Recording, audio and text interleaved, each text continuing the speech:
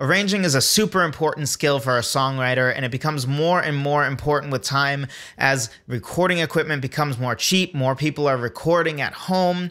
With music genres like EDM, especially, a part of the songwriting process is actually recording straight into a DAW and arranging right away. So arranging has become, in a lot of cases, even a part of the songwriting process rather than something that you do mostly after the songwriting has been done. So arranging keeps becoming more and more important. So let's talk about 3 mistakes that songwriters can do while arranging their songs. Let's talk about it in this 123rd episode of the Songwriter Theory Podcast.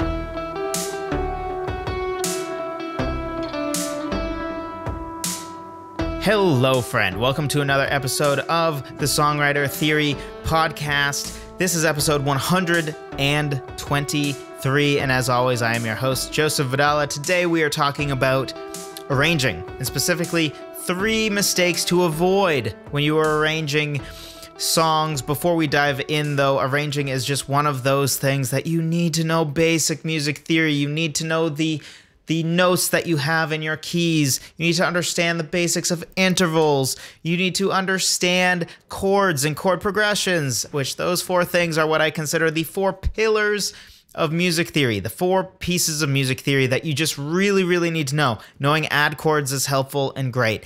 Knowing other concepts that are more advanced, like modes, Lydian modes and stuff, is super helpful as well. But I consent, I don't think you need to know them. I just think it's very helpful to know them. What you need to know, though, are these 4 pillars. I have a free guide talking about these 4 pillars so that you can learn them. Link will be in the description. It's at songwritertheory.com/music theory guide. So go check that out before trying to dive into arranging, because you need to know the 4 pillars of music theory to arrange. You just do. Go check it out. So, mistake number 1 is that people try to make too many parts shine like they are stars, when the reality is that a song at any given time usually has 1, 2, maybe 3 stars. Not every part needs or should be trying to stand out and be a star.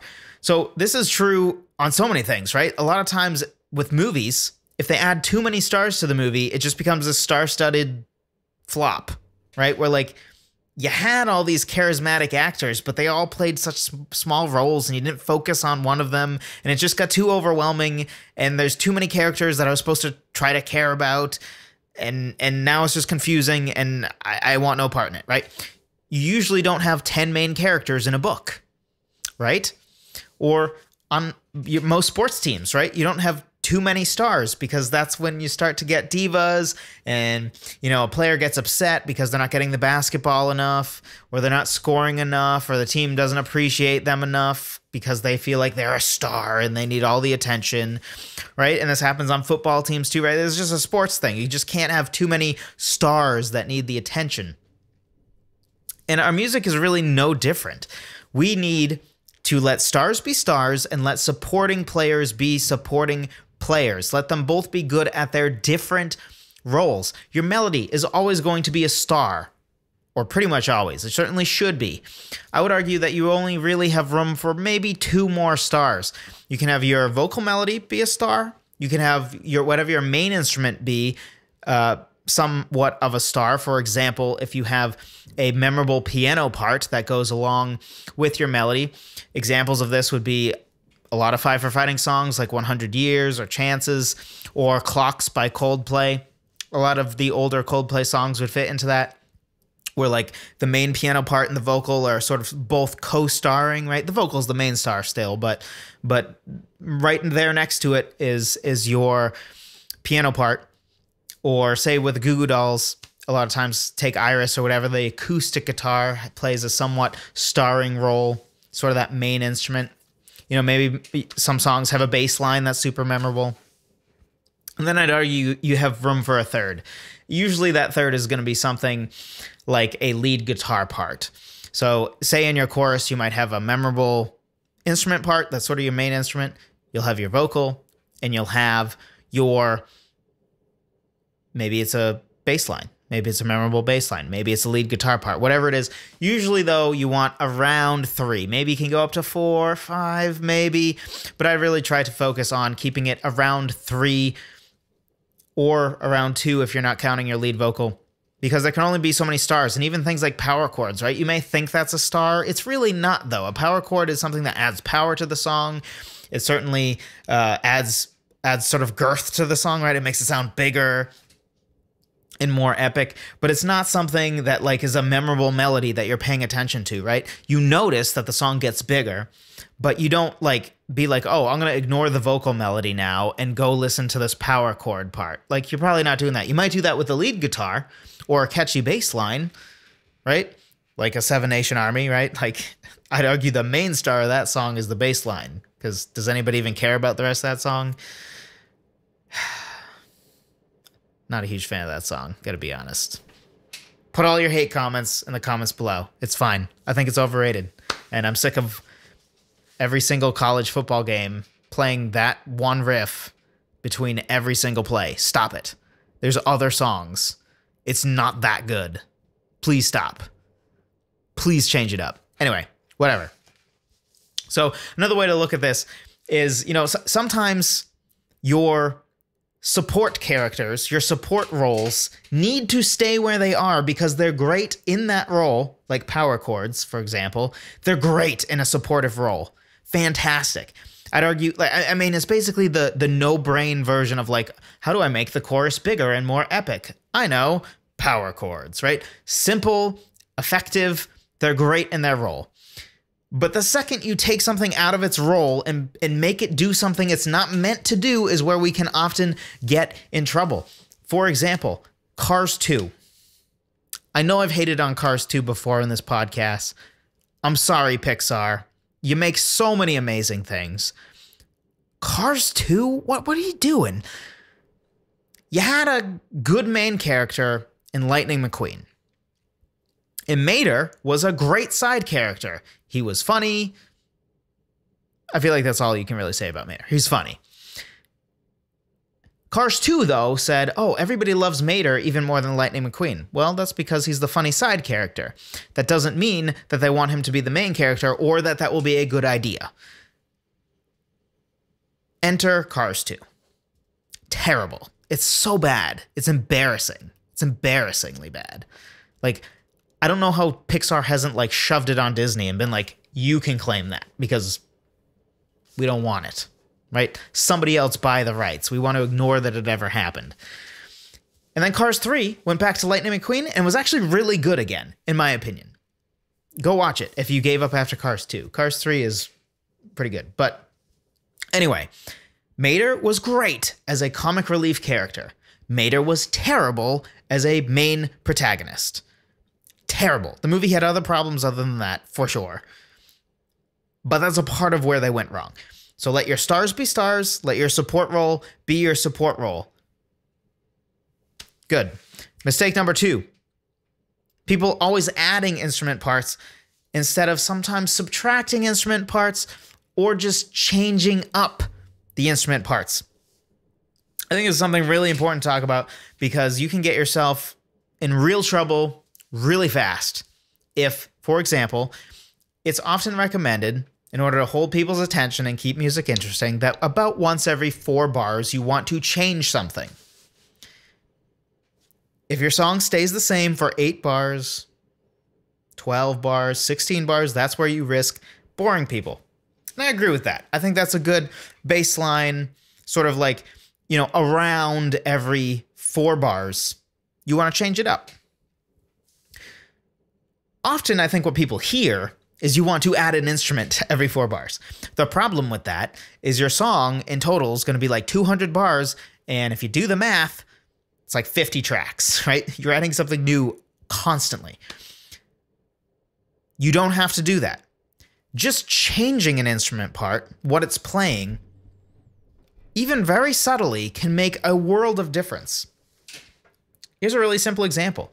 Let's take a count like 1, 2, 3. I don't know if you can hear this. I'd tell you to tell me if you can hear this, but this isn't live, so I won't know what you said. So like say it's a 1, 2, 3, 4.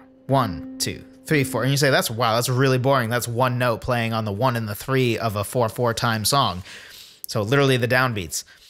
Yes, on its own, it's boring, but back to point number 1, that one thing can add a ton to a song, right? Like just this one note can add a ton to a song.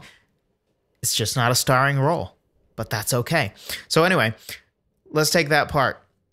So you have maybe it's you singing with an acoustic guitar. It's the first verse. And then 4 bars into the first verse, you start with 2, 3, 4.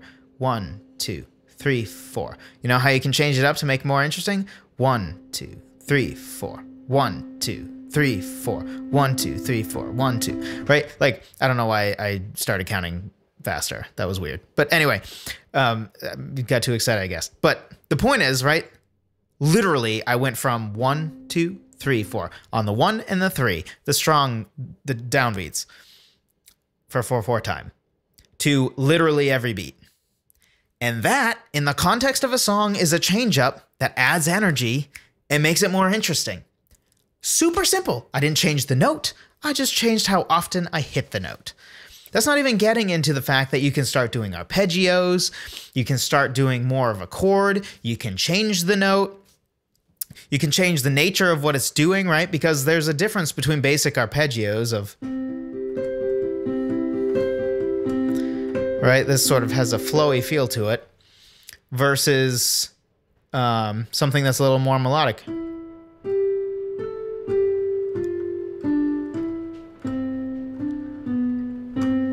I don't know, just making stuff up. But like those two things have hugely different character. Same instrument, right?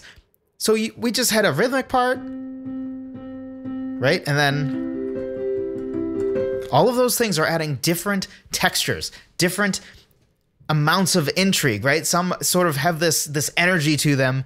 So like, for example, just going from 1, 2, 3, 4, 1, 2, 3, 4 to 1, 2, 3, 4, right? It feels like, oh, it's revving into the chorus, right? Super simple change. So don't always add instruments. Sometimes just change up the part. Make it go from legato violin to staccato violin, right?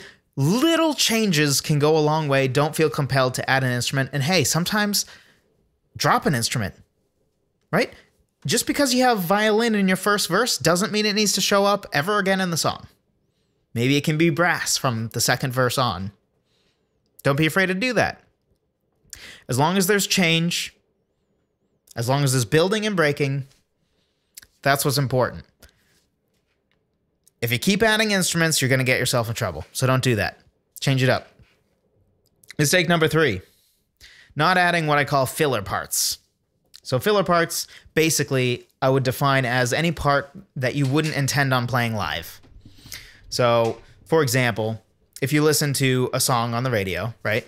Even if it's a 4-piece band doing it, or like the Goo Goo Dolls, which is really a 3-piece band, but they usually tour as a 4-piece band, you do not hear 3 instruments in the recording, do you? Right? There's like strings added, there's some synth parts, there's some like organ thing in the background.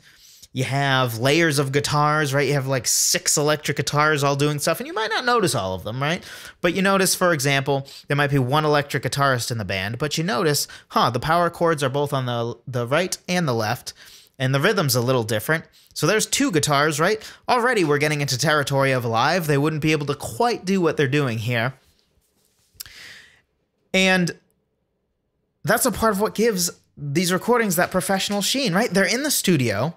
They have time. They can add more parts that really add to the intrigue of the song. They can add more texture with these extra parts. They can add more harmonic intrigue. They can change up sort of your voicings, right? What note is sort of at the top is at the bottom. You can, via some high strings parts, if your chord is something that is, let's say, we'll keep it basic. We have a D major chord, because I'm sick of doing C major all the time. So D major. So different. So you take a D major chord, and your instrument arrangement might be, at least of your main instruments, where you're in that second inversion. Wait a second. first inversion, in your first inversion, and you actually have the D at the top. So you can easily change the voicing by having another instrument part that has the A at the top. Simple change. Most people aren't going to notice it outright. They're certainly not going to hear it or notice it. But that doesn't mean that they don't notice when it's taken away. Which is something important to talk about. Sometimes you don't notice things, but you would notice if they were taken away. So for example, things we take for granted in movies. All the extras, right? Somebody's walking in New York City, or maybe they are in New York City, and there's like a sea of 100 people walking by on these crowded streets. And we just take those people for granted, right? But they're not looking at the camera like, ooh, I'm in a movie, Mom. Hi, right? They're not doing that. And we take that for granted. But the reality is that any one of those extras could have easily ruined the scene, right? Or if the set, maybe they're not really in New York City. Maybe they're pulling like a Seinfeld where it's filmed in LA and they built like one block of New York City, you know, not the whole, obviously not the whole skyscraper and everything, but like enough for the camera to have like a fake New York City, which is easy to take for granted unless they did not have that, right? If you notice like, wait a second, New York City just disappears over there in the camera, that would instantly take you out of it. You'd instantly know, wait a second, I'm being lied to. And we all know that we're being lied to, right? We probably know that they're not really on New York City streets, that they're on some sort of set. But the illusion would disappear as soon as we remove these things that we take for granted, that we don't think of as important because we don't notice them. It's like the joke about the sound guy, right? Everybody notices the sound person when the sound is bad. When the sound is good, people forget they exist. The goal of the sound person is for people to not know they exist. Really, right? Because they only notice them when they do something bad. If the music sounds great, nobody's thinking about the sound person. They're thinking about the people playing the music. That's the goal of the sound person. Get out of the way. That's what these filler parts are. They're super important, just like a sound person, right? A sound person is all important to a band's performance, right? If the sound sucks, it doesn't matter how good the band sounds. Like, that is an incredibly important role. As are all the set of a movie, right? Like, if Iron Man looks great, but the whole background looks like it was filmed in my basement, guess what doesn't matter anymore? All of a sudden, Robert Downey Jr.'s great performance, out the window, right? The amazing Iron Man CGI costume, whatever, out the window because the background doesn't look right. Filler parts is the exact same concept. It's so important to have these to really add to the song, to really give it that next level professional sheen. They don't have to be complex. Just holding one note in a string part throughout the song, or through the whole chorus, or through a whole verse, can go a long way. They don't have to be complex. A lot of times they're going to be arpeggios, single notes, or little rhythmic parts like this piano example I gave, right? Simple stuff like that. Those things go a long way, so add filler parts. Hopefully this was helpful to you. If it was, be sure to drop a like and let me know in the comments down below if you want me to talk more about arranging, because I feel like I haven't talked about arranging a ton, which is too bad because I think arranging is awesome. It's like it's almost like this other layer gift of songwriting, right? Like you finish the song or you're in the middle of writing the song, and the gift of being able to also arrange is like another opportunity to show creativity, because there's creativity in the arrangement process as well. I find it super enjoyable. I'd love to talk about it more if you all are interested. So be sure to let me know in the comments or reach out to me via email. Or if you're a podcast listener, let me know in the form of a review. Go to iTunes, leave a review, and then ask there, or let me know there whether you want more stuff on arranging or not, I guess. You can also tell me, no, don't talk about arranging. It's a waste of time. I don't care. I just want to know how to write the basics of the song. I don't care about recording or arranging for a band or anything like that. I don't care. Which, as I say that's an interesting idea. Would you be interested in learning like how to arrange, knowing like the band members you have, right? Like, so figuring out what to do with the electric guitars in your song, knowing you only have one electric guitarist versus having two or something. I don't know. Let me know in the comments down below if you're on YouTube. And as always, I appreciate you watching. I appreciate you listening, and I will talk to you next time.